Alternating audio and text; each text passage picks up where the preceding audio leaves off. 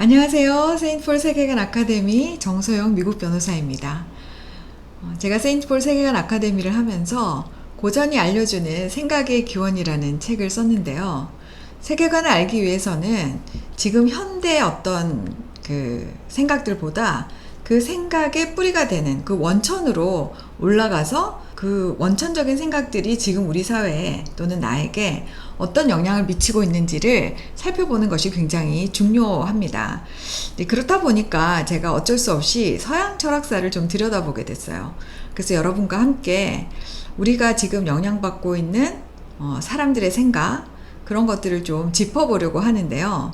그래서 오늘은 그 첫 시간으로 그러면 왜 우리가 철학이라는 그 골치 아픈 이야기들을 하고 살아야 하는가 라는 것에 대한 그 동기부여, 그 이유 이런 것들을 좀 살펴보려고 합니다. 세계관을 이야기하면서 왜 철학까지 이야기하느냐 하는 것은 철학이라는 것이 단순히 누가 어떤 생각을 내고 누가 어떤 이야기를 하고 그래서 그 흐름이 어떻게 되었다 이런 것 때문에 지적인 욕구 충족 이런 게 중요해서가 아니고요. 그 철학이라는 질문의 근원에 나는 어떤 존재이고 나는 이 땅에 왜 왔고 무엇을 어떻게 하다가 어디로 갈 것인가 하는 것에 대한 질문에 대한 해답이 철학이거든요.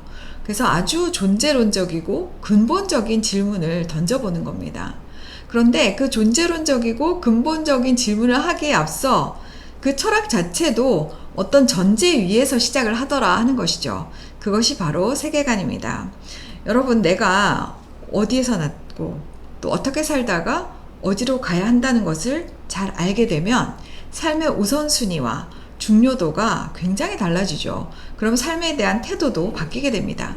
그래서 우리가 먼저 세계관을 공부하고 그 세계관 위에 올려진 철학들을 좀 공부하면서 이 사람은 이런 생각을 하고 세상을 살았고 또 이 사람은 또 이런 생각을 하면서 세상을 살았구나 하는 것을 공부하면서 그러면 나는 이제 어떤 생각을 하면서 어떤 삶의 우선순위를 두면서 살아갈 것인가 이것을 고민해 보는 것이 철학의 목적이라고 할 수 있습니다. 그러면은 세계관이란 무엇인가? 세계관, 세계를 보는 관점이죠. 그래서 대부분의 분들이 세계관은 안경이다. 내가 어떤 안경을 쓰느냐에 따라서 이 세계관이 달라진다. 이런 말씀을 하십니다.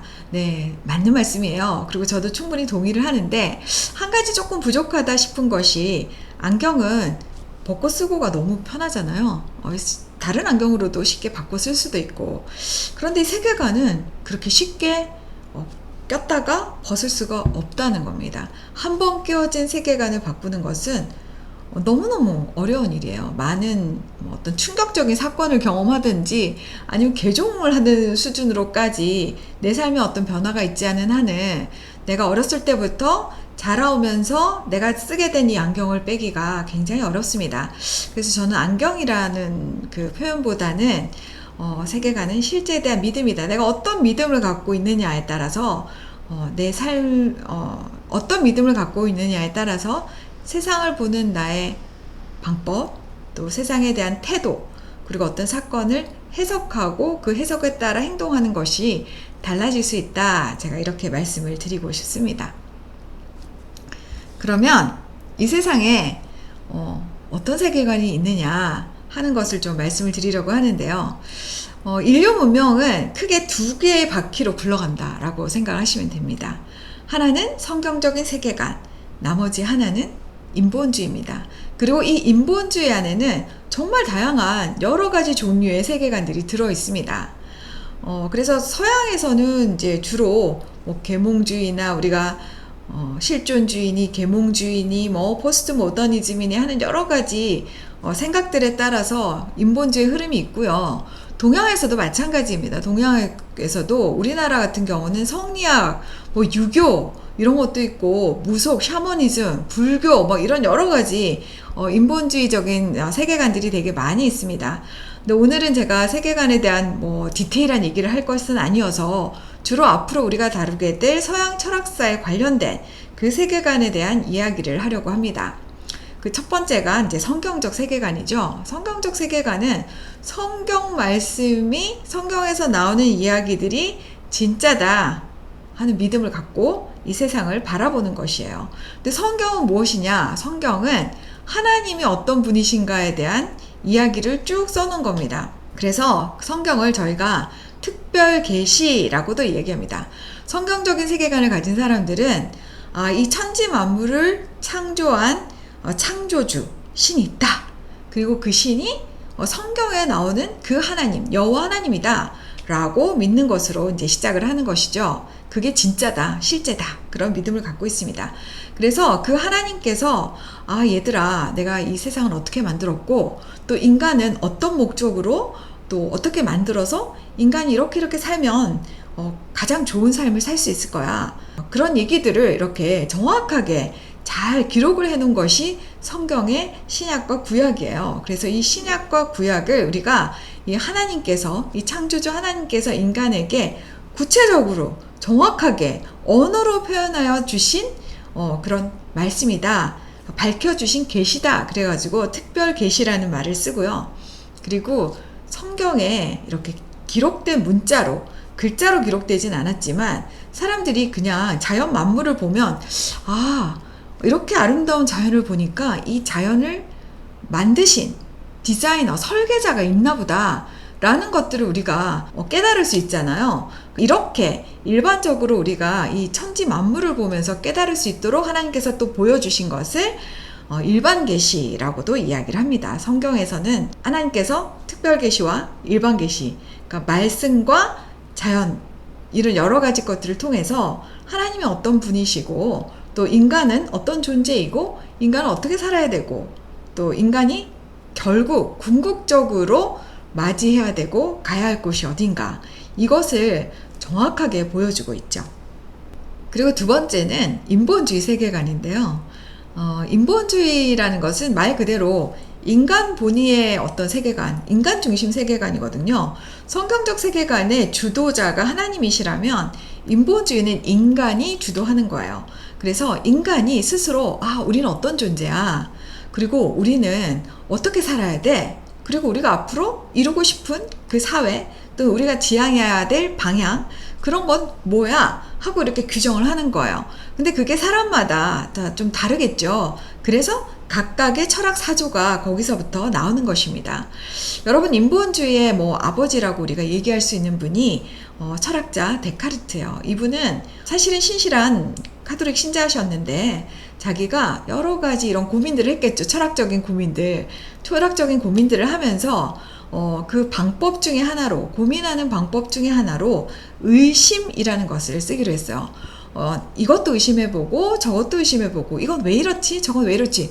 우리가 보통 학문을 하면 반드시 의심을 해봐야 되잖아요. 이 학문의 내용이 진짜인가 가짜인가, 이것은 진리인가 거짓인가, 이런 것들을 의심해봐야 되잖아요. 그래서 데카르트가 그런 의심을 계속적으로 했다는 것이죠. 그러다가 결국 본인이 깨닫게 된 것이 있어요. 내가 모든 것을 의심했지만 의심할 수 없는 딱 한 가지가 있는데, 그것이 바로 지금 현재 내가 이런 의심을 하고 있구나 생각하고 있는 나, 이 나라는 존재, 내가 생각하고 있다는 이 자체는 의심할 수 없는 사실이라는 거죠.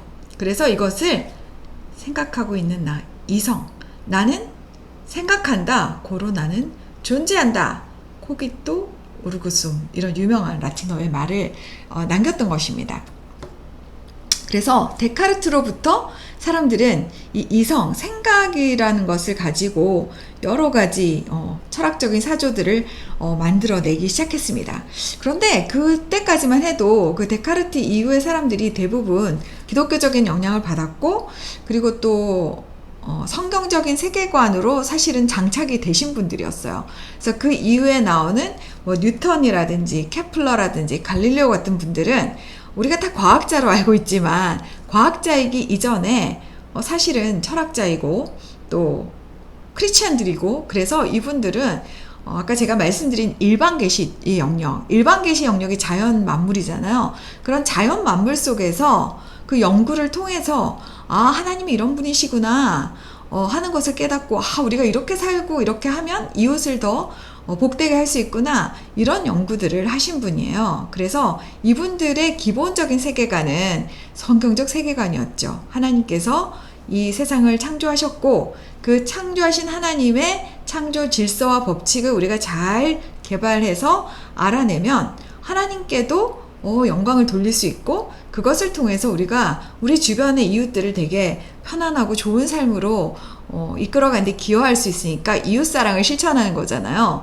그래서 사실은 이 초기는 성경적인 세계관과 인간적인 철학 또는 과학이나 다른 학문 분야가 별로 갈등이 없었습니다.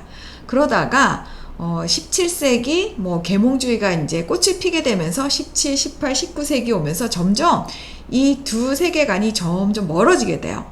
그래서 이제 오늘날 우리가 19세기쯤 오면은 찰스 다윈이라든지 프로이트, 마르크스, 니체 이런 사람들의 영향을 굉장히 많이 받아서 거의 이제 서구 사회 같은 경우는 성경적 세계관과는 약간 이별을 고하는, 그래서 새로운 포스트 모더니즘 시대가 오는 그런 상황까지 왔다고 그렇게 볼 수가 있습니다. 여러분, 철학이라는 것은 원래 필라소피잖아요.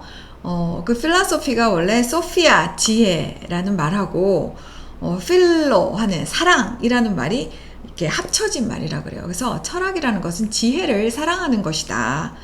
그 지혜가 왜 필요하겠습니까? 우리가 어떻게 하면 진짜 행복하고 좋은 삶, 인간다운 삶을 살 수 있을까 하는데 필요한 게 지혜가 아니겠어요?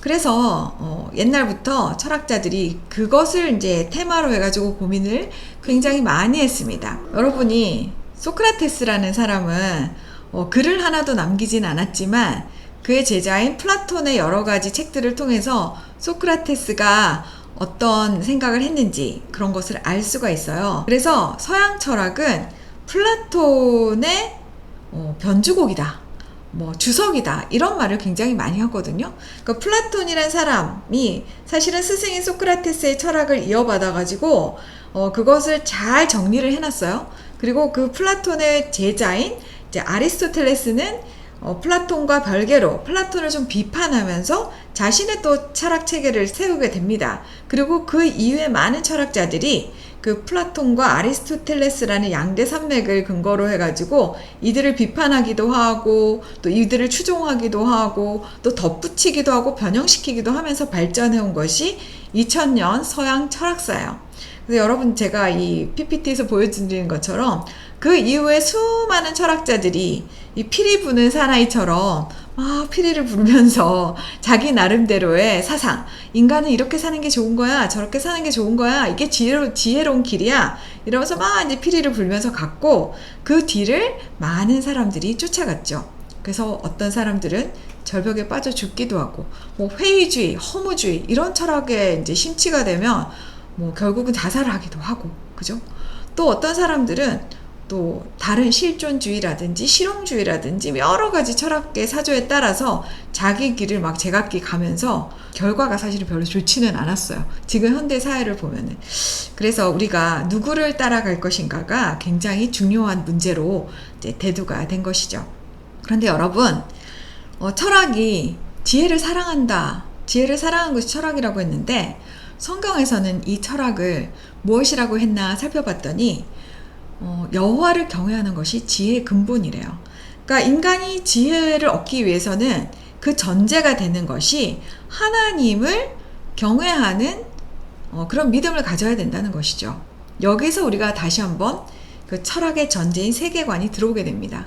그래서 성경적인 세계관, 하나님이 말씀하신 것이 진짜다라고 믿고 그 하나님의 말씀을 존중하고 경외하는 그 바탕이 되어야 비로소 인간이 어떻게 지혜롭게 살 것인가가 풀려 나온다는 것이죠. 그것이 성경의 입장입니다.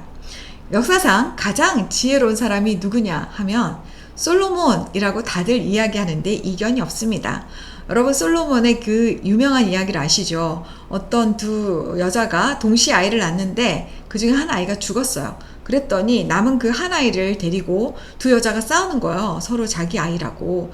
그때 이 두 여자가 솔로몬에게 가가지고 재판을 해달라고 이야기하죠. 그랬더니 솔로몬이 칼을 가지고 와서 아이를 반으로 나눠서 이제 각각 줘라 했더니 아이의 생모는 아이를 살리고 싶은 마음에 아닙니다, 저 여자에게, 상대방인 그 여자에게 이 아이를 산채로 그냥 주라고 얘기를 합니다. 그런데 친모가 아닌 여자는 아이의 생명이 죽든지 말든지 그냥 그렇게 잘라서 주세요. 뭐 이런 식으로 한 거죠. 그때 솔로몬이 이 아이의 생명을 살리고자 하는 그 사람이 생모다. 이렇게 해서 아주 명판결로 유명하지 않습니까? 그런데 솔로몬이 처음에 하나님께로부터 이제 기름 부음을 받아서 왕이 됐을 때 너무 걱정이 됐던 거예요. 그래서 하나님께 기도를 하죠. 하나님, 저는 나이도 어리고 경험도 없고 그래서 이 하나님께서 맡겨주신 이 주님의 백성을 제대로 잘 다스릴 자신이 없어요. 그래 하나님 저에게 지혜를 주세요. 이렇게 기도를 했다고 합니다. 근데 실제로 그 지혜는 솔로몬이 원했던 그 지혜는 듣는 마음이었어요. 그러니까 잘 듣는 마음. 누구의 말을 잘 듣는 걸까요? 하나님의 말씀이겠죠. 하나님의 말씀을 잘 듣고 그 말씀대로 이 세상을 잘 다스리고 또 사람들의 말을 잘 들어주면서 이 사람들에게 정말 필요한 것이 무엇인가를 잘 알아가지고 왕으로서 백성들을 편안하게 해주는 거. 그래서 여러분, 세상 사람들은 정말 다양한 지혜를 말하고 있습니다. 그렇지만 크리스찬이라면 그 지혜의 근본은 하나님을 경외하는 것이고 또 그 하나님을 경외하는 출발은 하나님의 말씀에 귀를 기울이는 겁니다. 그리고 하나님의 말씀에 귀를 기울인다는 것은 우리가 하나님께서 뭐 맨날 나타나가지고 누구야 이렇게 해라 저렇게 해라 이렇게 말씀해 주시지 않죠. 제가 처음 말씀드린 것처럼 하나님께서 글로 인간의 언어로 이미 다 적어 놓으셨어요. 그것이 성경입니다. 그래서 여러분께서 앞으로 지혜를 얻기 위해서 열심히 인문학 서적도 보시고 열심히 저와 함께 서양 철학사도 공부를 하시겠지만 가장 근본이 되는 것은 성경, 그 하나님의 말씀을 날마다 읽고 묵상하고 도대체 이 말씀을 통해서 하나님께서 인간에게 특히 나에게 하시고 싶은 말이 뭐지? 하는 그런 듣는 마음을 가지는 것, 그것이 가장 중요하지 않을까 생각이 됩니다. 오늘 첫 시간이었는데 여러분 앞으로 저와 함께 이 듣는 마음을 가지고 하나님의 말씀도 잘 듣고 또 세상 사람들은 어떤 이야기를 하지? 하고 궁금해하면서 그들의 생각도 잘 들어보면서 진짜 우리가 지혜롭게 살아가는 것이 어떤 것인지 공부를 해보면 좋을 것 같습니다.